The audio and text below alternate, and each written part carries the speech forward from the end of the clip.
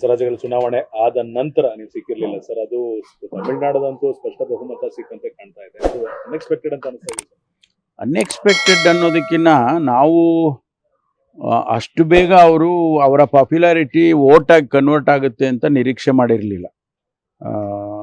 Popularity ಖಂಡಿತವಾಗಿ ಇದೆ, ಆದರೆ ವೋಟಾಗಿ ಕನ್ವರ್ಟ್ ಆಗುತ್ತಾ ಇಲ್ವಾ ಅನ್ನೋದ್ರ ಬಗ್ಗೆ ಅನೇಕ ವಿಶ್ಲೇಷಣೆ ಆಗಿತ್ತು. ಎಲ್ಲೂ ಕೂಡ ಅದು ಖಂಡಿತವಾಗಿಯೂ ಇಷ್ಟೊಂದು ಪರಿಣಾಮಕಾರಿಯಾಗಿ ಆಗುತ್ತೆ ಅನ್ನೋದನ್ನು ನಾವು ಯಾರೂ ಊಹೆ ಮಾಡಿರಲಿಲ್ಲ. ಜನ ತೀರ್ಮಾನ ಮಾಡಿದ್ದಾರೆ, ವಿಶೇಷವಾಗಿ ಯುವಕರು ಅವರಿಗೆ ಸಹಕಾರ ನೀಡಿದ್ದಾರೆ. ಇದು ಒಂದು ಹೊಸ ಬದಲಾವಣೆ. ಯಾಕೆಂದರೆ ತಮಿಳ್ನಾಡಿನಲ್ಲಿ ದ್ರವಿಡಿಯನ್ ಪಾರ್ಟಿಗಳು ಭಾಳ ದಿವಸದಿಂದ ರೂಲ್ ಮಾಡಿದೆ. ADMK ಮಾಡಿದೆ, DMK ಮಾಡಿದೆ, ಇವ್ರು ಬಿಟ್ಟರೆ ಅವ್ರು ಬಿಟ್ಟರೆ ಇವರು ಅಂತ. And they were looking for A third alternative. ಅದು ಕಾಂಗ್ರೆಸ್ಸು ನಾವು ಅದನ್ನು ಮಾಡ್ಕೊಳ್ಳೋದಕ್ಕೆ ಆಗಲಿಲ್ಲ. ಒಂದು ವೇಳೆ ನಾವು ಮಾಡ್ಕೊಂಡಿದ್ದಿದ್ರೆ ನಮಗೂ ಅದು ಅನುಕೂಲ ಆಗ್ತಾ ಇತ್ತು ಏನೋ ಗೊತ್ತಿಲ್ಲ. ಆದರೆ ನಾವು ಮಾಡೋಕ್ಕಾಗಲಿಲ್ಲ. ಅದಕ್ಕೆ ಒಂದು ಎಕ್ಸ್ಪೆಕ್ಟ್ ಮಾಡ್ತಾಯಿದ್ರು ಜನ, ಒಂದು ಥರ್ಡ್ ಆಲ್ಟರ್ನೇಟಿವ್ ಸಿಗಲಿ ಅಂತ. ಅದ್ರ ಜೊತೆಗೆ ಇದು ಪಾಪ್ಯುಲಾರಿಟಿ ಪ್ಲಸ್ ಯಂಗರ್ ಜನ್ರೇಷನ್ನು ಹೊಸ ಬದಲಾವಣೆಯನ್ನು ನೋಡ್ತಾ ಇದ್ವಿ. ಇದೆಲ್ಲ ಸೇರಿ ಒಟ್ಟಾರೆ ಆ ರೀತಿ ಆಗಿದೆ ಅಂತೇಳಿ ಅನಿಸುತ್ತೆ. ಜೊತೆ ಹೋಗೋ ಅವಕಾಶ ಕಾಂಗ್ರೆಸ್ ಪಕ್ಷಕ್ಕೂ ಇತ್ತು, ಆದ್ರೆ ಎಲ್ಲೊಂದು ಕಡೆ DMK ಜೊತೆನೆ ಮೈತ್ರಿ ಮುಂದುವರಿಸಿ ಏನಾದ್ರು ಎಡವಟ್ಟು ಮಾಡ್ಕೊಂತ ಅಲ್ಲ. ಹೈಕಮಾಂಡ್ನವರು ಅದನ್ನು ಯಾವ ದೃಷ್ಟಿಯಿಂದ ಅವರು ಆ ಥರ ತೀರ್ಮಾನ ತೊಗೊಂಡಿದ್ದಾರೆ ನೋಡಬೇಕು. ಯಾಕೆಂದರೆ DMK ಅವ್ರ ಜೊತೆ ಭಾಳ ದಿವಸದಿಂದ ನಮ್ಮ ಪಕ್ಷ ಅಲ್ಲಿ ಅಲಯನ್ಸಲ್ಲಿ ಇದ್ದಿದ್ದರಿಂದ ಓಲ್ಡ್ ಅಲಯನ್ಸ್ ಅಂತೇಳಿ ಮುಂದುವರಿಸಿದ್ದಾರೆ. ಬದಲಾವಣೆ ಮಾಡಬೇಕು ಅಂತೇಳಿ ಏನಾದರೂ ತೀರ್ಮಾನ ಮಾಡಿದರೆ ರಾಹುಲ್ ಗಾಂಧಿಯವರು ಮತ್ತು ಖರ್ಗೆ ಸಾಹೇಬರು, ಜನರಲ್ ಸೆಕ್ರೆಟರಿ ವೇಣುಗೋಪಾಲ್ ಅವರು, ಮೇಡಮ್ ಸೋನಿಯಾ ಗಾಂಧಿಯವರು ಅವರೆಲ್ಲ ತೀರ್ಮಾನವನ್ನು ಮಾಡ್ಬೋದಾಗಿತ್ತು. ಆದರೆ ಅದು ಆ ಸಂದರ್ಭದಲ್ಲಿ ನಾನು ಹೇಳಿದಾಗೆ ಮೊದಲೇ ಓಲ್ಡ್ ಅಲೈ ಅಂತ ಏನಾದರೂ ಕಂಟಿನ್ಯೂ ಮಾಡಿದರು ಅಂತ ಅನಿಸುತ್ತೆ. ಸರ್, ಶೃಂಗೇರಿ ಕ್ಷೇತ್ರದ ವಿಚಾರವಾಗಿ ಜೀವರಾಜ್ ಅವರಿಗೆ ಈಗ ಚುನಾವಣಾ ಆಯೋಗ ಗೆದ್ದಿದೆ ಅಂತ ಕೊಟ್ಟಿದೆ. ಬಟ್ ಸ್ಪೀಕರ್ ಅವರು ಪ್ರಮಾಣ ವಚನ ಬೋಧಿಸ್ತಾ ಇಲ್ಲ ಅಂತ ರಾಜ್ಯಪಾಲರಿಗೆ ಬಿಜೆಪಿ ಅವರು ದೂರು ಕೊಟ್ಟಿದ್ದಾರೆ ಸರ್. ಸೊ ನಿನ್ನೆ CM ಸುದ್ದಿಗೋಷ್ಠಿ ಮಾಡಿ ವೋಟ್ ಡಕಾಯಿತಿನ ಆಗಿದೆ ಅಂತ ಹೇಳ್ತಿದ್ದಾರೆ. ಸೊ ಇಲ್ಲ, ವೋಟ್ನಲ್ಲಿ ಮ್ಯಾನಿಪ್ಯುಲೇಷನ್ ಆಗಿರೋದ್ರ ಬಗ್ಗೆ ಕಂಪ್ಲೇಂಟ್ ಕೊಟ್ಟಿದ್ರು. ಅದು ಕೇಸ್ ತೊಗೊಂಡು FIR ರಿಜಿಸ್ಟರ್ ಮಾಡಿದ್ದೇವೆ. ಆ FIRಗೂ ಕೂಡ ನಿನ್ನೆ ಕೋರ್ಟಲ್ಲಿ ಸ್ಟೇ ಕೊಟ್ಟಿದ್ದಾರೆ. 2 ದಿವಸದ ನಂತರ ಮತ್ತೆ ಅದು ಟೈಮ್ ಕೊಟ್ಟಿದ್ದಾರೆ, ಕೋರ್ಟಲ್ಲಿ ಬರುತ್ತೆ. ಏನು ತೀರ್ಮಾನ ಆಗುತ್ತೆ ಅಂತ ನೋಡಿದ್ವಿ, ಅದ್ರ ಮೇಲೆ ನಾವು ತೀರ್ಮಾನ ಮಾಡ್ತೀವಿ ಯಾವುದು FIR ಬಗ್ಗೆ. ಆದರೆ ಎಲೆಕ್ಷನ್ ಕಮಿಷನ್ನವರು ಈಗಾಗಲೇ ಡಿಕ್ಲೇರ್ ಮಾಡಿ ಸರ್ಟಿಫಿಕೇಟು ಕೂಡ ಕೊಟ್ಬಿಟ್ಟಿದ್ದಾರೆ. ಆದ್ದರಿಂದ ಅದ್ರ ಬಗ್ಗೆ ಮತ್ತೆ ರಾಜೀವ್ ಗೌಡ್ರು ಕೋರ್ಟಿಗೆ ಹೋಗ್ತಾರಾ ಏನೋ ಅದನ್ನು ನೋಡಬೇಕು.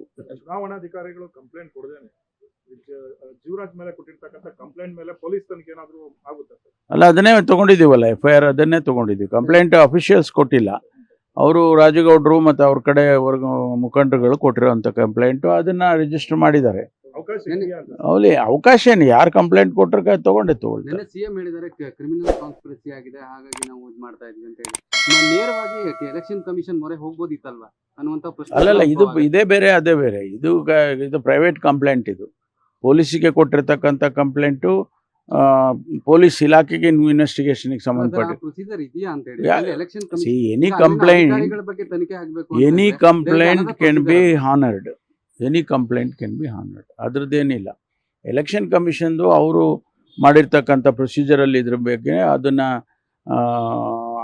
ಇದೇ ಬೇರೆ.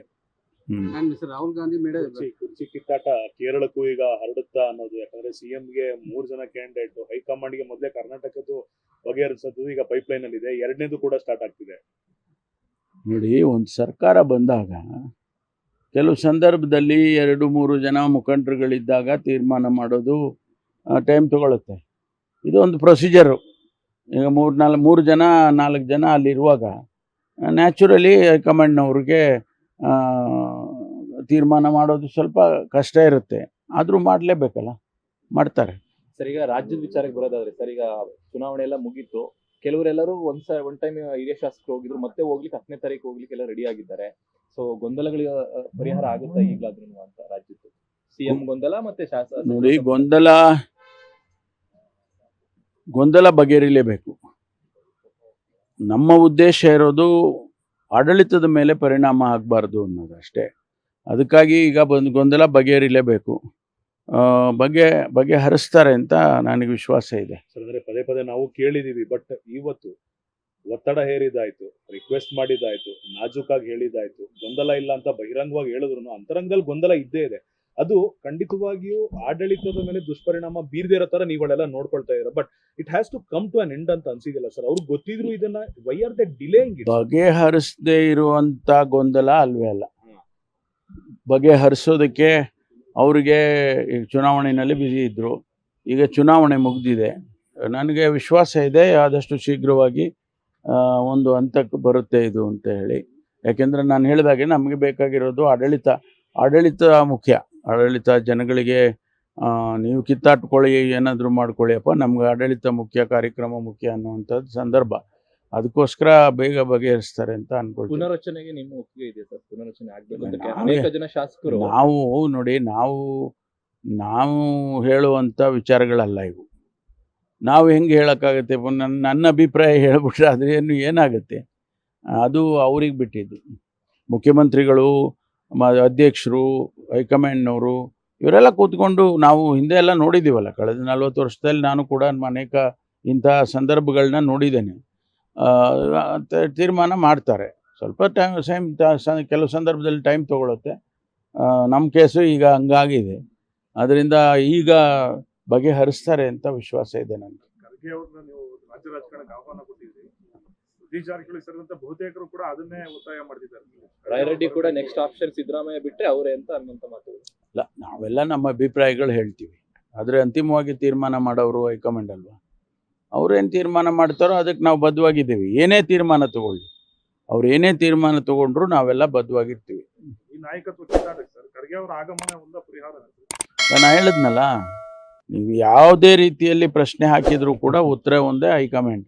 ಲೇಟೆಸ್ಟ್ ಹಾಗೂ ಇಂಟ್ರೆಸ್ಟಿಂಗ್ ಸುದ್ದಿಗಳಿಗಾಗಿ ಬಾಸ್ ಟಿವಿ ಕನ್ನಡ ಚಾನೆಲ್ನ ಸಬ್ಸ್ಕ್ರೈಬ್ ಮಾಡಿ. ಹಾಗೆಯೇ ಬೆಲ್ ಐಕಾನ್ ಪ್ರೆಸ್ ಮಾಡಿ. ಇದರ ಜೊತೆಗೆ ಫೇಸ್ಬುಕ್, ಇನ್ಸ್ಟಾಗ್ರಾಮ್, ಎಕ್ಸ್ನಲ್ಲೂ ಮಿಸ್ ಮಾಡದೆ ಫಾಲೋ ಮಾಡಿ.